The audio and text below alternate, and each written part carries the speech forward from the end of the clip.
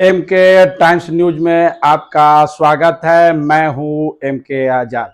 आज हम बात करेंगे इंडिया गठबंधन के मास्टर स्ट्रोक के बारे में।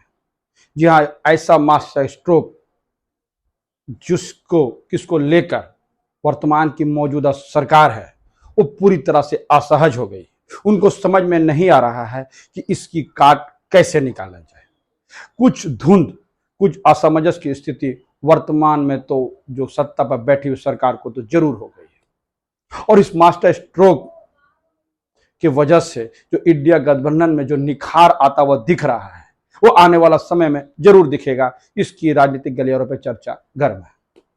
जी हाँ, तो सबसे पहले आपको ये बताने से पहले आप समझ लीजिए कि मुंबई की जो बैठक थी, जो तीसरी बैठक थी इंडिया गठबंधन की, वो जिसकी पूरी होने पे लगातार शंकाएं व्यक्त की जा रही थी और कयासों का बाजार था कि इंडिया गठबंधन के लोग अव्वल तो पहले साथ बैठेंगे कि नहीं, क्योंकि तमाम लोग अलग अलग विचारधारा के साथ साथ एक दूसरे के लिए और राजनीतिक प्रतिद्वंदी जरूर रहे हैं।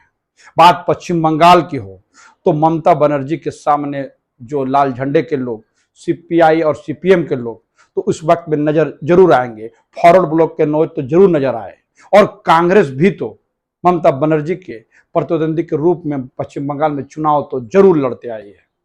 और यही सब कुछ कई राज्यों में इसलिए भी नजर आ रहे हैं कि बात अरविंद केजरीवाल को हो तो अरविंद केजरीवाल भी कांग्रेस पार्टी के अगेंस्ट में चुनाव जरूर लड़ती है। जिस तरह भारतीय जनता पार्टी को प्रहार करती थी उसी तरह आप पार्टी के केजरीवाल भी कांग्रेस को भी प्रहार करते हुए नजर आए हैं। तो ये तमाम विरोधाभास के बावजूद भी जब एक साथ जुटने की कवायद हुई और तमाम लोग एक जगह इकट्ठा हुए तो ये बड़ी परिपाटी तो खींची गई थी। लेकिन भारतीय जनता पार्टी लगातार इस बात की लोग कयास लगा रही थी और हमले कर रही थी कि ये गठबंधन ज्यादा दिन चलने वाला नहीं है। लेकिन एक, दो और तीसरी बैठक के बाद जो खुलकर सामने आई, एक तो पहले यह कि इंडिया गठबंधन कमजोर होने के बजाय लगातार बढ़ता चला गया और बढ़ते बढ़ते इस पोजीशन में चले गए और तमाम विरोधों के बावजूद, तमाम मुद्दों के विरोध के बावजूद एक दूसरे से जिस गर्मजोशी से मुलाकात की और सबने एक साथ वर्तमान की मौजूदा सरकार को उखाड़ फेंकने का आह्वान किया और जिस रणनीति को लेकर सामने आया वही मास्टर स्ट्रोक है। मैं आपको धीरे धीरे सब बताऊंगा। तो सबसे पहले जान लीजिए कि कौन सी ऐसी बातें हैं। इस बात को कहने से पहले एक बात और समझ लेने की जरूरत है कि एक तरफ इंडिया गठबंधन की बैठकें चल रही थी, इस बीच में जो बात सामने आई स्पेशल सत्र को लेकर, विशेष सत्र का बुलावा को लेकर राजनीतिक सरगर्मियां एक पैक बढ़ गई। तो यह कहा जाने लगा इंडिया गठबंधन की तरफ से कि इस इंडिया गठबंधन से घबराई सरकार आनन फानन में विशेष सत्र बुलाने का एक नया पैतरा आजमा रही है। जी हां, और इस बात का कयास लगाया जाने लगा कि इस वक्त में वन नेशन वन इलेक्शन की बात संभव है कि वो जो है पार्लियामेंट के विशेष सत्र में लाए जाए। और कई तरह से महिला बिल को लेकर और कई ऐसे बिलों के बारे में चर्चा गर्म हो गया। बहरहाल सबसे ज्यादा गर्म जो है वन नेशन वन इलेक्शन को लेकर, और ये इसलिए भी गर्म हो गया कि अचानक सरकार ने समितियां बना दी, उनके अध्यक्ष को बना दी। कमेटी के अध्यक्ष रामनाथ कोविंद को घोषित करने के बाद यह बात स्पष्ट हो गई कि सरकार इस मामले को लेकर सीरियस है। लेकिन तमाम चीजों का जब इंडिया गठबंधन में पूरा मंथन हुआ और मंथन के दौर से हर एक चीज का काट तो वहां निकाल ही लिया गया, यानी हर काउंटर को। जिस तरह से भारतीय जनता पार्टी का हिंदू कार्ड जो आता है, जो उसके लिए एक तुरुप का पत्ता है, जिसको वो हर तरह से आजमाती भी है और उसका फायदा भारतीय जनता पार्टी को जरूर होता हुआ दिखता है। इसको काट के लिए इंडिया गठबंधन ने जातीय जनगणना को प्राथमिकता देने की अंदर खाने से बात तक कर ली है। जी हां, जातीय जनगणना याद कीजिए, कमंडल के बाद जो बात हवा उठी थी तो उसको मंडल से रोकने की किस तरह से कवायद की गई थी। तो बताया जाता है कि उनके कमंडल का जवाब जातीय जनगणना के उस मंडल रिपोर्ट के तहत दिया जाएगा, उसी तर्ज पे दिया जाएगा।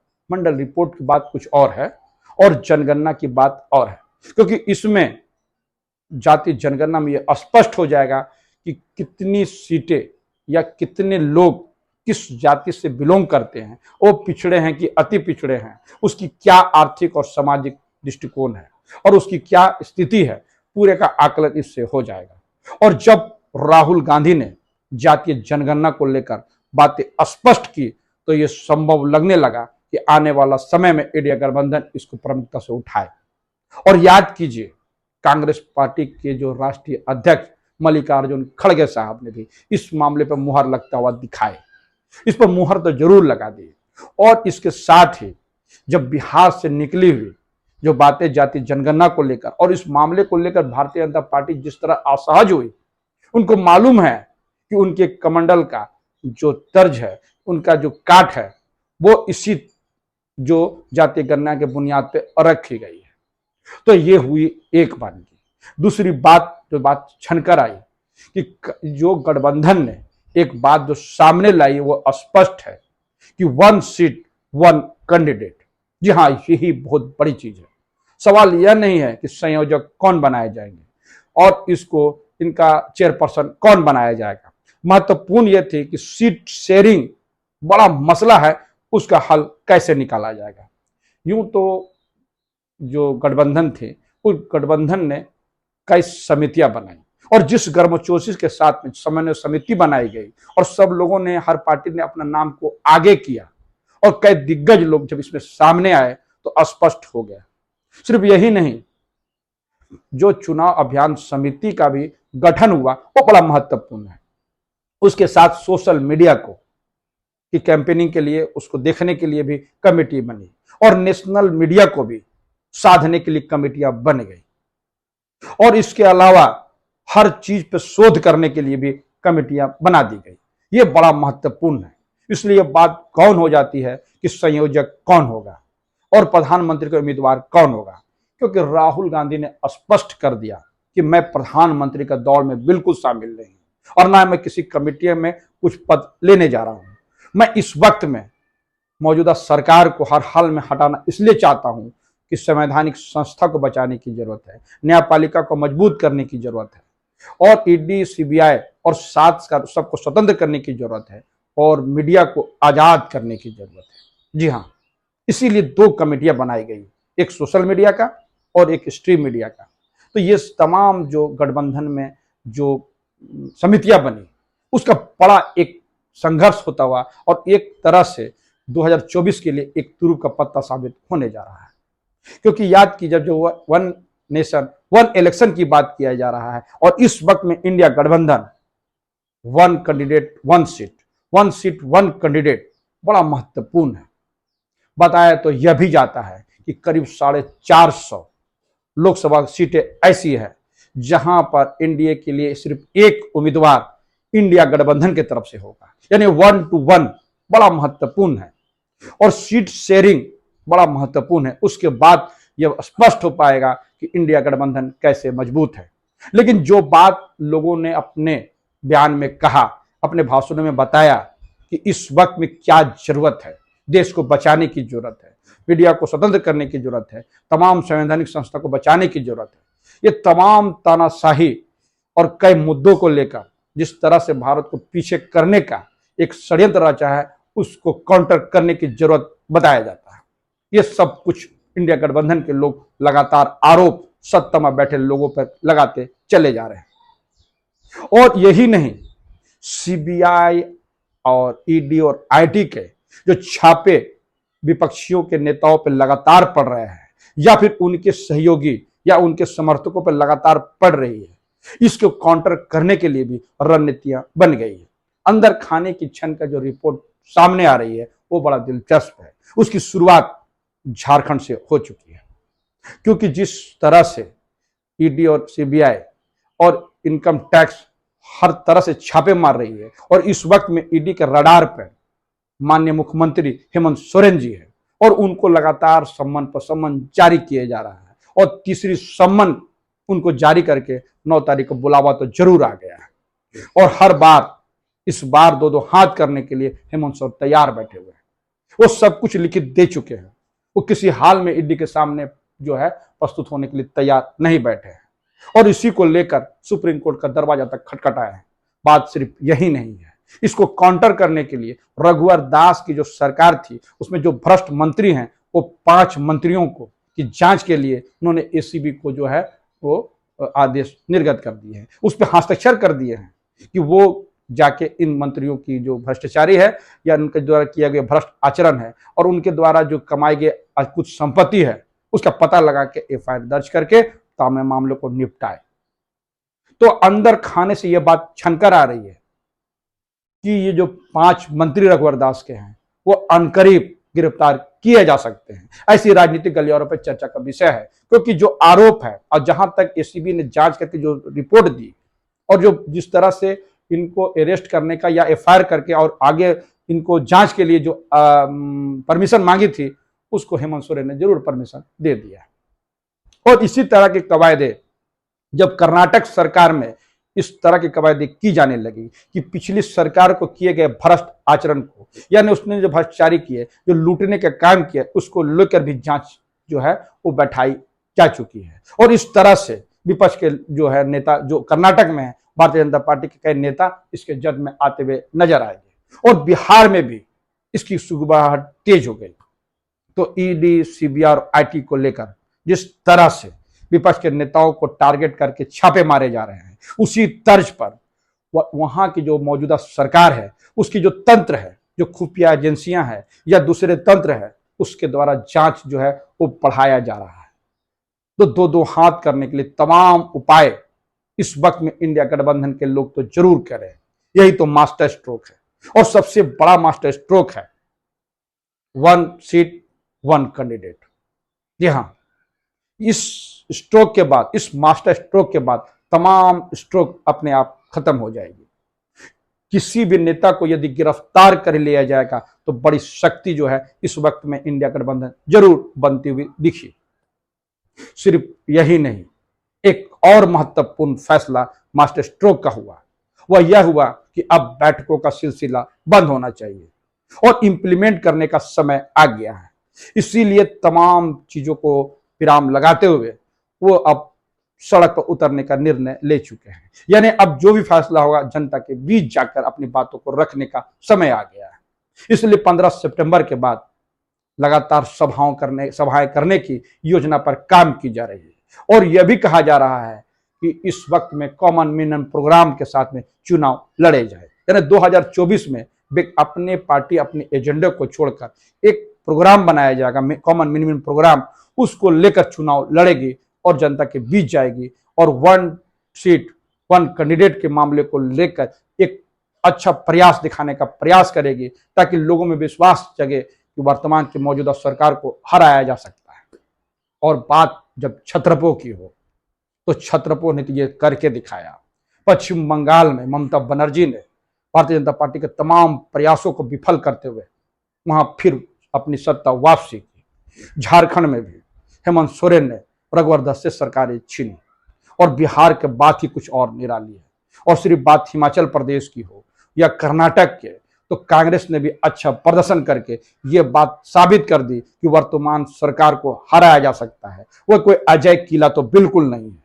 और जिस तरह से चुनाव स्ट्राइक रेट को देखा जाए तो उड़ीसा का भी चुनाव देख लीजिए, अब कहीं का भी चुनाव देख लीजिए, तमाम चुनाव का, चाहे राजस्थान का चुनाव, छत्तीसगढ़ का चुनाव, मध्य प्रदेश का चुनाव, ये तमाम चुनाव में कांग्रेस ने जरूर हरा दिया था। और उस वक्त में जब नरेंद्र मोदी सरकार उज्र में थी, पूरी ताकत के साथ थी, पूरी शबाब में थी, पूरी उफान पर थी और जनता भी उनकी जबरदस्त पकड़ जो थी, उस वक्त में भी हराने का काम कांग्रेस पार्टी ने की। यही मैसेज इस वक्त में कांग्रेस पार्टी और दूसरे विपक्षी गठबंधन जो इंडिया गठबंधन के लोग हैं मैसेज जनता को देना चाहता है। इसी के कवायदों के लिए अब सभाएं करने की योजना बनी है। बताया तो यह जाता है कि 100 प्रोग्राम सभाएं करने का प्रोग्राम साफ साफ बनता हुआ दिख रहा है या उसके लिए योजना बना ली गई है। तो तमाम चीजों का काउंटर करने के लिए इस वक्त में इंडिया गठबंधन तैयार बैठी हुई है और जिस शिद्दत के साथ और बड़ी मुहिनी के साथ में पूरी वर्तमान की सरकार को चर्चा के बाद जिस तरह से सामने इंडिया गठबंधन आई है, वो तो 2024 में क्या करिश्मा कर पाएगी ये तो आने वाला वक्त में पता चलेगा। लेकिन मौजूदा सरकार में बैठे हुए जो मंत्री रविशंकर प्रसाद जी हो या पीयूष गोयल जी हो, ये तमाम लोगों का बयान जब इंडिया गठबंधन को लेकर आया जाने लगा तो ये स्पष्ट हो गया।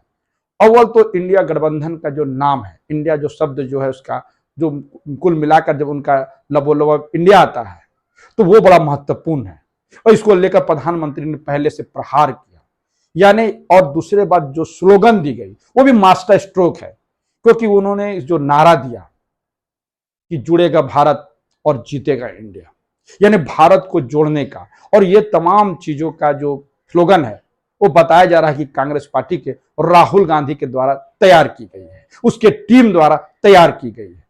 क्योंकि जो भारत जोड़ो आंदोलन कार्यक्रम है पार्ट 1 जो इस वक्त में राहुल गांधी पहले कर चुके हैं और उसका रिजल्ट साफ साफ नजर आने लगा। जिस तरह से पब्लिक में इनका माइलेज मिला, यानी भारत जोड़ो आंदोलन कार्यक्रम को माइलेज मिला, हर जगत से लोग, चाहे शिक्षा जगत से हो, साहित्य जगत से हो, खेल जगत से हो, व्यवसाय जगत से हो, तमाम जगतों से अच्छे अच्छे नामचीन लोगों ने जब राहुल गांधी के कदम से कदम ताल मिला दिया और भारत जोड़ो आंदोलन कार्यक्रम सफल हो गया, और उसके बाद भारत जोड़ो आंदोलन कार्यक्रम पार्ट 2 की जो रूपरेखा तैयार की गई है वो बताया जाता है कि उत्तर प्रदेश और गुजरात के साथ साथ जो आने वाले जो विधानसभा के चुनाव मध्य प्रदेश का हो, छत्तीसगढ़ हो या राजस्थान हो, सबको इसमें शामिल किया गया है। यानी इस तरह से रोड मैप तैयार किया गया है कि सबको साथ लिया जाए। और जिस तरह से जो अंदर की सर्वे रिपोर्ट आ रही है भारतीय जनता पार्टी के लिए, खासकर 3 विधानसभा चुनाव में, बात राजस्थान का हो, मध्य प्रदेश का हो, छत्तीसगढ़ का हो और तेलंगाना का भी मान लिया जाए, तो इस सब कुछ में भारतीय जनता पार्टी का survey report Bharatiya Janata party को डरा रही है। एक तो अंदर खाने की लड़ाई, चाहे राजस्थान की हो, मध्य प्रदेश की, वो चरम सीमा पर पहुंच गई है और इसी का खमियाजा जो है भारतीय जनता पार्टी जो है वहां पर भुगत रही है। ऐसे बात राजनीतिक लेवल पर चर्चा का विषय है और इसको लेकर राजनीति पे गहन अध्ययन करने वाले लगातार कहते हुए नजर आ रहे हैं। बहरहाल 1 सीट 1 कैंडिडेट एक मास्टर स्ट्रोक है और जो नारा दिया गया जुड़ेगा भारत जीतेगा इंडिया, बड़ा जबरदस्त नारा है। इसका असर भारत के अंदर के जनमानस को झकोर तो जरूर रहा है, क्योंकि स्लोगन का बड़ा इंपॉर्टेंस होता है और राजनीति में रणनीति उसी तरह बनाई जाती है। और दूसरी तरह से जिस तरह से हर जो समितियां आराम से बना ली गई और जो समन्वय समिति है वो में जिसमें मुख्यमंत्री तक है, पार्टी के सब दिग्गज लोग साथ जुड़ गए, तो क्या कहने हैं। सिर्फ और सिर्फ जो अभी तक शंकाएं व्यक्त कर जा रही है वो सिर्फ सीट शेयरिंग को लेकर है, और इसके लिए भी जब पूरी तैयारी हो गई है और जब सीट शेयरिंग हो जाएगा तो इंडिया गठबंधन एक मजबूत गठबंधन के रूप में इंडिया के सामने होगा। इससे किसी को इनकार बिल्कुल नहीं करना चाहिए और इसका जो है इनकार करने की कोई वजह बिल्कुल नहीं। तो तमाम प्रयासों के बावजूद चाहे मास्टर स्ट्रोक कितना भी लगाया जाए, इंडिया गठबंधन के लोग स्पष्ट तौर से सारी तैयारी कर बैठे। और जब शोध का समिति बनी, यानी हर चीज के शोध के लिए जब समितियां बनी, तो इसका मतलब है कि स्पष्ट है कि आने वाला समय में चाहे वो किसी भी बिल को लेकर वर्तमान की मौजूदा सरकार पार्लियामेंट में आएगी, किसी भी बिल को, चाहे 1 नेशन 1 इलेक्शन हो या महिला आरक्षण बिल को लेकर हो या दूसरे कोई भी मुद्दे हो, चाहे यूसीसी का ही क्यों नहीं मुद्दा हो, तमाम मुद्दों को काउंटर करने के लिए पूरी तैयारी तो बिल्कुल वो कर बैठी है और हर काट के पीछे अपनी काट तो जरूर पहुंचा रही है। और छत्रपों के साथ जब भारतीय जनता पार्टी हार जाती है और सबसे बाद हारने के बाद जो कार्यकर्ताओं का जो मनोबल है वो जरूर गिर जाता है। और इस वक्त में जो मध्य प्रदेश में और राजस्थान के जो कांग्रेस कार्यकर्ता है उसकी मनोबल इस वक्त में गिरा हुआ है। और कांग्रेस पार्टी का चूंकि उसने हिमाचल का कर्नाटक के चुनाव के बाद जिस तरह राहुल गांधी का उदय हो गया, एक नए राहुल गांधी की उदय हो गई, उससे एक काम तो जरूर हो गया, सोई हुई, हारी हुई, थकी हुई कांग्रेस पार्टी में फिर एक बार जान जरूर आ गई है, उसमें उत्साह तो जरूर आ गया है और ये उत्साह ही कार्यकर्ताओं को जीत जरूर दिलाती है। क्योंकि भारतीय जनता पार्टी के नरेंद्र मोदी के आने के बाद जिस तरह से कार्यकर्ताओं में हौसले बुलंद थे वो अब कहीं ना कहीं धूमिल होता हुआ दिख रहा है, क्योंकि चुनावी स्ट्राइक रेट लगातार उनकी कम होते चले गई, लगातार उनको छत्रप चुनाव हराते चले गए। तो ये सारी कवायदे राजनीतिक गलियारों पर चर्चा का विषय बना हुआ है कि संगठन जो है यानी इंडिया गठबंधन जो है वो मास्टर स्ट्रोक चल चुकी है। और ये नरेंद्र मोदी जी अमित शाह भली भांति जानते हैं कि इस मास्टर स्ट्रोक का जवाब इतना आसानी से नहीं दिया जा सकता है। वो भी हर कदम को फूक फूक कर रख रहे हैं और इसी का कवायद किया जा रहा है कि जो भारतीय जनता पार्टी है करीब 150 नए युवा कैंडिडेट को चुनाव लड़ने की योजना पर काम कर चुकी है और इस पर पूरी सहमति उनकी बन चुकी है और वो 2 बार 3 बार से ज्यादा जीते हुए कैंडिडेट को संगठन में काम कराना चाहती है और वो नए लोगों को लाना चाहती है। ये सब भारतीय जनता पार्टी भी कर रही है। आसान लड़ाई इतनी नहीं है जितना दिखलाया जा रहा है, लेकिन एक बात कही जा सकती है कि इंडिया गठबंधन की मजबूती वर्तमान की मौजूदा जो सरकार है उसको संघर्ष के लिए जो कयासें की गई है वो जरूर असहज होती हुई दिख रही है। तो हमारा ये वीडियो कैसा लगा अपने कमेंट्स बॉक्स में जरूर कमेंट्स करें और जिन्होंने अभी तक हमारे न्यूज़ को सब्सक्राइब नहीं किया उसे निवेदन सब्सक्राइब कर दे। नमस्कार।